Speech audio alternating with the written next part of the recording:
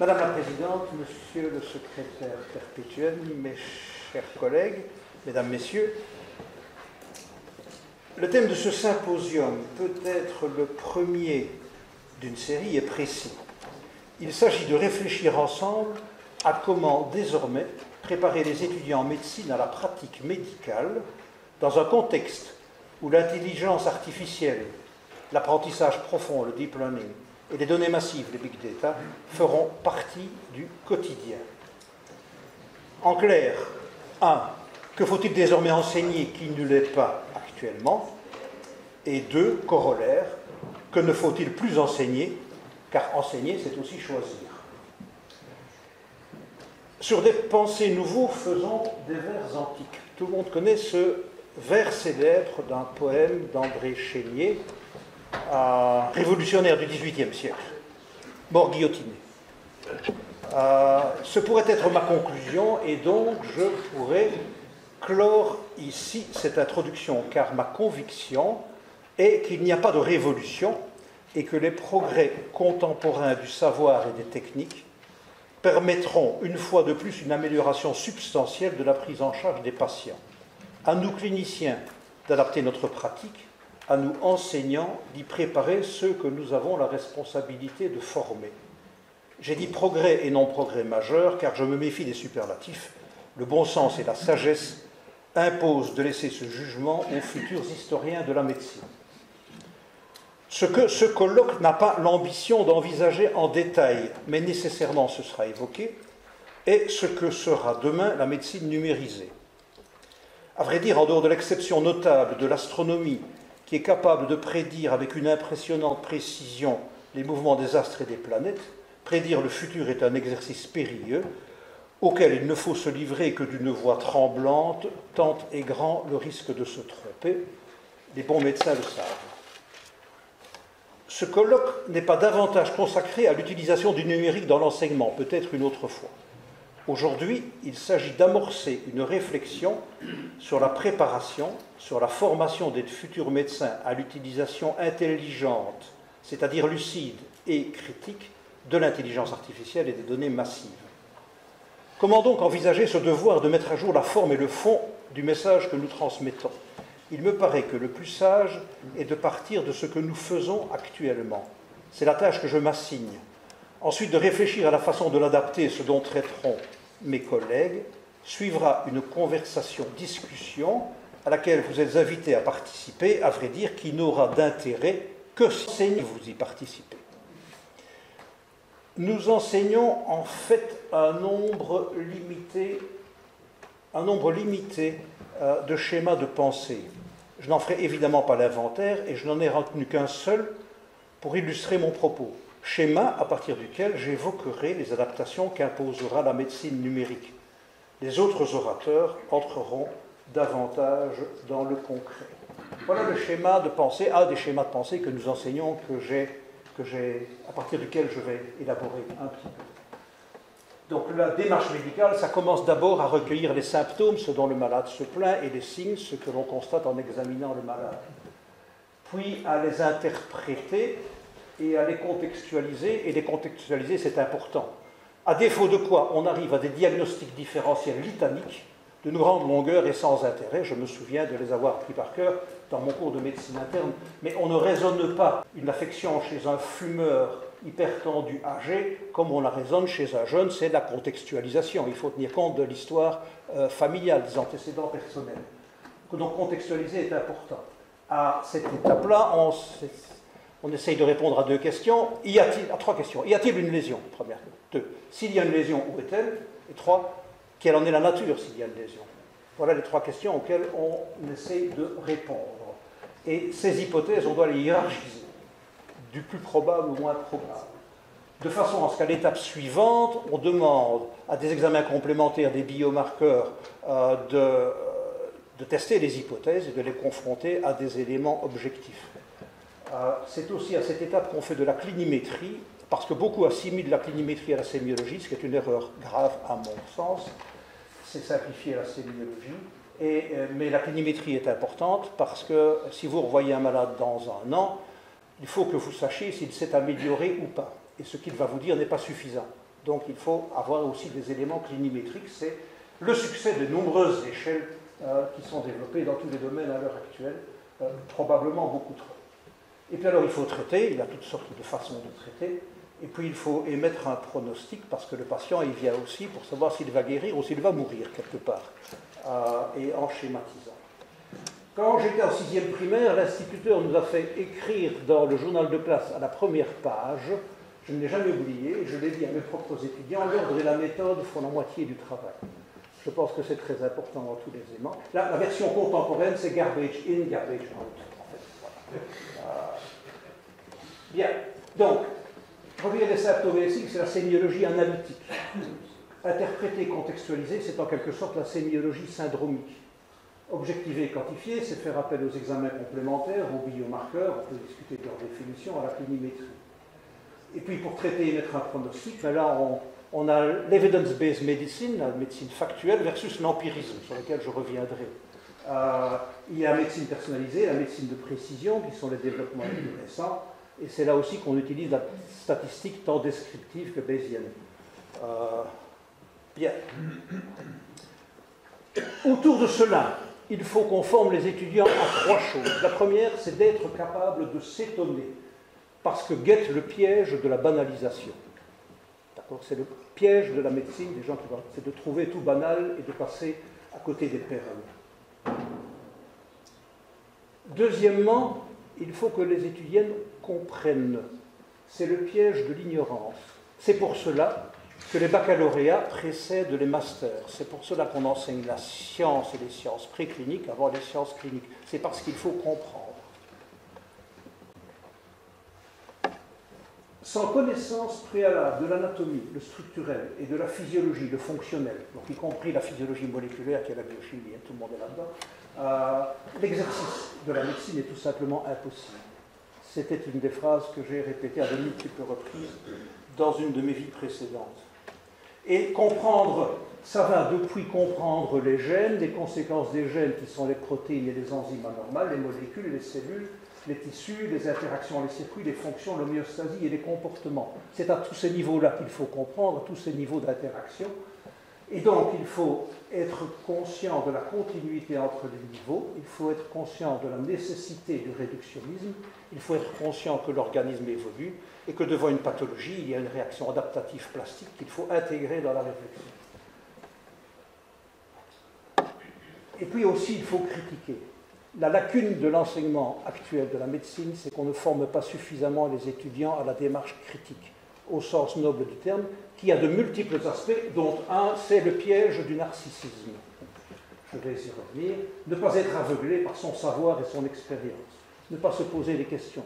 Être incapable de s'étonner, de trouver inhabituel. C'est à cela que nous devons former les étudiants. Et je reviendrai dans un moment. Voilà.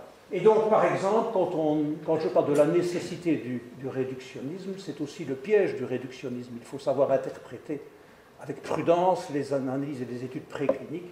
Il faut être très critique à l'égard de l'EBM et de ce qui inspire l'EBM, et on arrive alors dans l'éthique. Bien. Je viens d'évoquer les vers antiques. C'est ce que nous faisions. Je dois maintenant articuler des pensées nouveaux. Je ne prendrai à nouveau qu'un exemple, celui de la sémiologie, tant le sujet est vaste et qu'après tout, vous n'êtes pas venu pour écouter une introduction. Je ne suis pas encore convaincu que la numérisation de l'anamnèse, c'est-à-dire pour l'essentiel le recueil des symptômes, certes possible au vu des progrès de la numérisation du langage, soit imminente, ni surtout souhaitable, car c'est bien à ce moment que la pratique médicale se confond avec l'humanisme et que, devenant colloque singulier, elle acquiert sa dimension relationnelle. Par contre, le recueil des signes va être bouleversé. On va vous en parler, et ce n'est à vrai dire plus le futur. Nous sommes déjà passés des vers antiques aux pensées nouveaux. En effet, depuis le tuyau de Laennec, le pré-stéthoscope, ce qu'il avait inventé, et je n'ai pas pris, bon, j'ai trouvé que la peinture de Bernard Buffet est suffisamment illustrative, au stéthoscope de Littmann, à ce que mon Fitbit m'a dit, je me suis enregistré cette semaine, et donc mon Fitbit m'a sorti, qui coûte 200 €, qui est connecté à mon smartphone, m'a sorti l'évolution de ma fréquence cardiaque, vous en pensez ce que vous voulez, sur l'évolution de la journée, et m'a sorti mon hypnogramme, qu'on peut critiquer, mais cet hypnogramme, il est basé sur l'actométrie et l'étude de l'espace RR, sans électrocéphalogramme et sans oculogramme. Et donc, ça, il doit y avoir 300 000 applications santé sur le web pour l'instant. Donc c'est déjà le présent, ce n'est plus le passé. Voilà. Donc,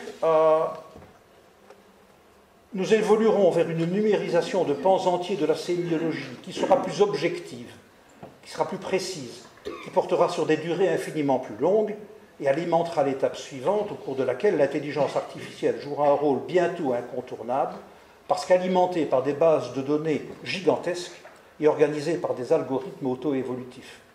C'est l'étape qui profitera selon moi le plus de cette évolution de l'illettrisme vers le savoir numérique. Dans une large mesure, l'étape suivante, objectivée et quantifiée, évoluera elle aussi considérablement car elle sera intégrée à la première et à la précédente. Ce sera le cas de la biologie clinique, y compris la génétique moléculaire, notamment la génétique moléculaire des facteurs de risque.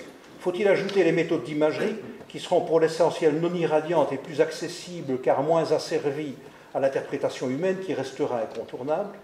Et d'autres en parleront bien mieux que moi, ceci vaudra pour toutes les techniques fondées sur l'analyse et l'interprétation des images. Ainsi, le diagnostic sera-t-il personnalisé, préalable, impérieux au traitement personnalisé? Parce qu'on parle de médecine de précision, il faut des diagnostics de précision en amont de la médecine de précision, me semble-t-il. Bref, nous parlerons de malades plus que de maladies. Les big data permettront de personnaliser le pronostic, ce qui ne sera pas sans conséquence. Par exemple, sur l'organisation de la sécurité sociale, la Vierge Noire devra elle aussi s'adapter en quelque sorte.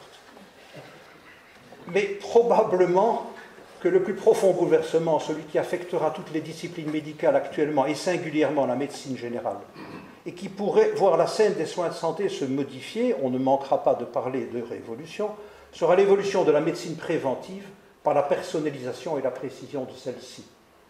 Comment gérer les informations qui prédiront le risque de développer une maladie? Qui aura accès à l'information? Serons-nous effectivement capables de prévenir ou devrons-nous nous limiter à un diagnostic précoce, c'est-à-dire à une expectative armée? Je pense que si le numérique bouleversera la pratique médicale, c'est parce qu'il bouleversera la prévention. Mesdames et messieurs, chers collègues, les questions posées sont scientifiques, économiques, éthiques et relationnelles. Michel Serres a parlé à propos de la médecine de chimérique bicéphalie, science et humanisme. Cela restera plus vrai que jamais. Et s'il faudra intégrer et enseigner cette nouvelle science, nous discuterons tout à l'heure quand et comment, tous ensemble, ce ne pourra pas être aux dépens de l'humanisme. Une machine pourra mesurer la mémoire, mais il faudra encore savoir recueillir les souvenirs. Une machine pourra mesurer la douleur, mais il faudra encore percevoir la souffrance. Et pour évoquer la communication non verbale, une machine détectera le sourire, mais quid du bonheur, et détectera la pseudo-akinésie, mais quid de la tristesse. Les trois conclusions. 1. L'avènement du numérique sera un progrès s'il augmente le temps disponible pour s'étonner, comprendre et critiquer. Il restera essentiel d'enseigner la science. Il sera plus essentiel encore de former à la réflexion et à la pensée critique. 2. L'avènement du numérique sera un progrès s'il permet de renoncer à l'encyclopédisme, désormais immédiatement disponible en 2 clics, et centrer l'enseignement des maladies sur ce qui est fréquent, ce qui est urgent, ce qui est curable, et pour la leçon de science et d'histoire que donnent ces affections, ce qui est paradigmatique. 3. L'avènement du numérique sera vraiment un progrès s'il augmente le temps disponible pour former les étudiants à l'humanisme et à l'humanité, en particulier à la compréhension empathique des expériences humaines, ce qui implique la participation à l'enseignement de philosophes, de sociologues et de psychologues. La médecine n'est pas qu'une science dure, et au tempora ou mores, je suis contraint d'ajouter qu'elle n'est que marginalement une science économique. Les universités ont un rôle majeur à jouer. Elles doivent rester le socle de la formation. Elles ne peuvent se soustraire à ce devoir. Elles forment et éduquent. Mais permettez-moi de rappeler aussi qu'il y a des savoirs que l'on ne peut enseigner que par l'exemple, non par le discours, fût-il un MOOC ou un webinar, non par les livres, fussent-ils numériques. C'est aussi le sens et le message de ce symposium. Merci.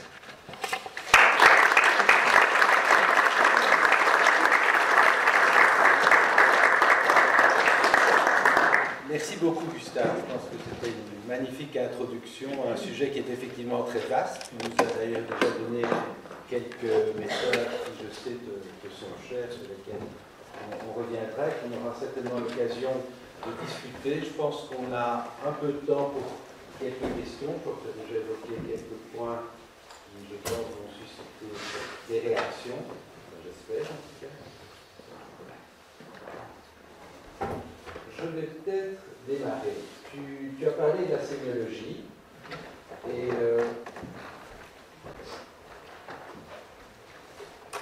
je trouve que l'exemple que tu as donné des nouveaux stéthoscopes finalement est particulièrement intéressant.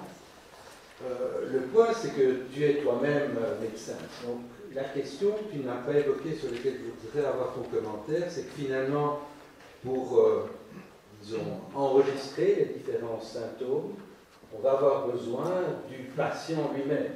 Le patient lui-même va jouer un rôle beaucoup plus important que dans le passé pour, effectivement, bon, non seulement nous faire part de ce qu'il ressent, mais aussi pour enregistrer toute une série de paramètres, par exemple des paramètres cardiaques. Donc, je voulais te demander comment est-ce qu'on va faire pour, effectivement, former nos futurs médecins, apprendre à nos étudiants à, effectivement, collaborer avec le patient pour l'enregistrement des paramètres essentiels. Oui, tout à fait. Ce que tu évoques, c'est le faux-qui paradigme de la médecine, avec la médecine qui sera participative aussi, préventive, participative, personnalisée, etc. Donc, je pense qu'on va aussi devoir former les étudiants à former les patients, en quelque sorte. Et c'est pour ça que si on va devoir choisir ce qu'on enseigne. Je pense qu'on va devoir éliminer l'encyclopédisme. Chacun sait que quand on est des profs, on a tendance à hypertrophier la partie sur laquelle on a soi-même travaillé et à un peu négliger les autres. C'est un des talents du professeur, c'est de parler de tout et pas seulement de ce qui l'intéresse lui, ou de ce qu'il a l'illusion d'avoir collaboré à, en quelque sorte. Donc ça, c'est le premier point. Il y aura du temps disponible. On peut en parler, il y a moyen de gagner 2 semestres facilement. Il faudra utiliser ces semestres de façon intelligente et notamment former à la communication, y compris à la communication avec les patients. Je pense que les patients sont devenus et sont en train de devenir des acteurs incontournables des soins de santé et de leur prise en charge. Et donc, les médecins doivent capitaliser là-dessus. C'est vrai que quand on fait des consultations, bon, je n'en fais plus beaucoup et seulement pour l'érection synoptique, comme je dis, mais quand on fait encore des consultations, on se pose parfois la question de savoir comment j'arriverai à faire prendre conscience à ce gars-là qu'il ne faut pas boire, qu'il faut maigrir, qu'il faut plus fumer, des choses comme ça. Mais c'est le talent du médecin et donc il faut les former à ça. Évidemment qu'il y a des gens qui sont conscients, évidemment qu'il y a des gens qui ont l'intention de faire tout ce qu'il faut pour garder leur santé ou pour améliorer leur santé ou se prendre en charge, mais évidemment aussi, il y a des patients qui ne sont pas du tout prêts, ni formés, ni éduqués à tout ça, et ça fait aussi partie de la première ligne et de la formation. Je pense que la dimension relationnelle va devenir extrêmement importante, mais je ne voudrais pas que le message soit que c'est au détriment du savoir, de la science et de la formation et de l'apprentissage, notamment des sciences précliniques. La physiologie, la biologie, c'est le fondement de la médecine, de la pratique clinique, et il ne faut pas négliger ça. Mais il y a quand même moyen de gagner du temps. D'accord, donc, bon, on a cette nouvelle sémiologie qui fera jouer un rôle plus important aux patients. On peut par exemple prendre un exemple, la détection de la fibrillation auriculaire, qui se fera certainement avec beaucoup plus de précision et de façon plus précoce grâce à la collaboration du patient et des dispositifs qui lui permettront de suivre son rythme cardiaque. Le point, c'est que le patient va passer très rapidement d'un élément diagnostique à la thérapeutique. Et donc ça, c'est déjà le cas. Tu faisais allusion à ce stéthoscope du futur. Eh bien, il y a une firme américano-australienne qui propose aujourd'hui un stéthoscope que vous mettez sur le thorax de votre enfant qui a de la fièvre, qui enregistre bien entendu la température, le rythme cardiaque, le rythme respiratoire, d'autres paramètres, et puis qui, sur votre smartphone, vous donne la recommandation de lui donner un peu de paracétamol, ou bien attention, il y a peut-être quelque chose d'important, appelez votre pédiatre, ou bien c'est urgent, allez à l'hôpital.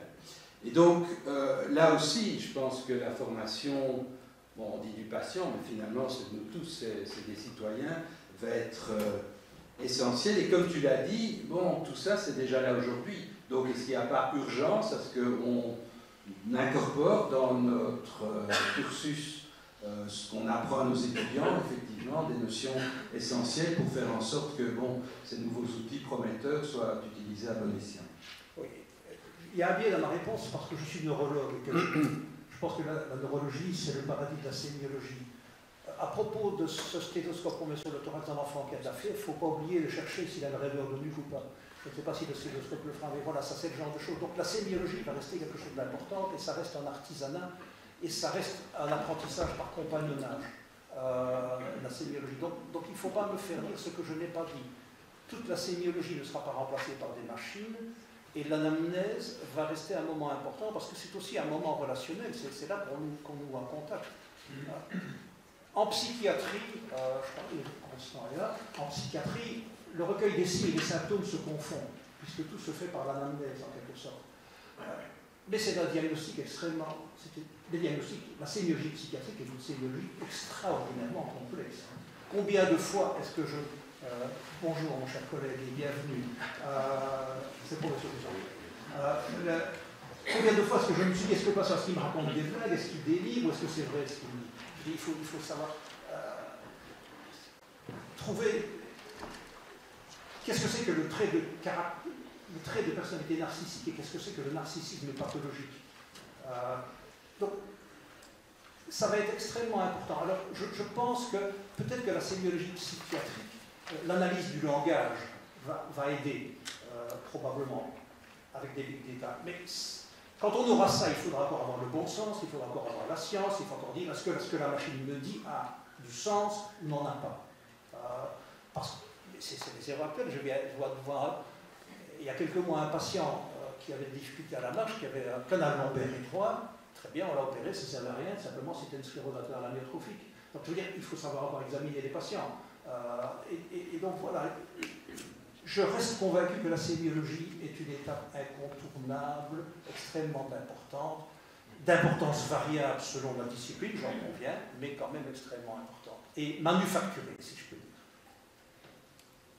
Merci beaucoup. Je pense qu'on reviendra sur pas mal de points de discussion.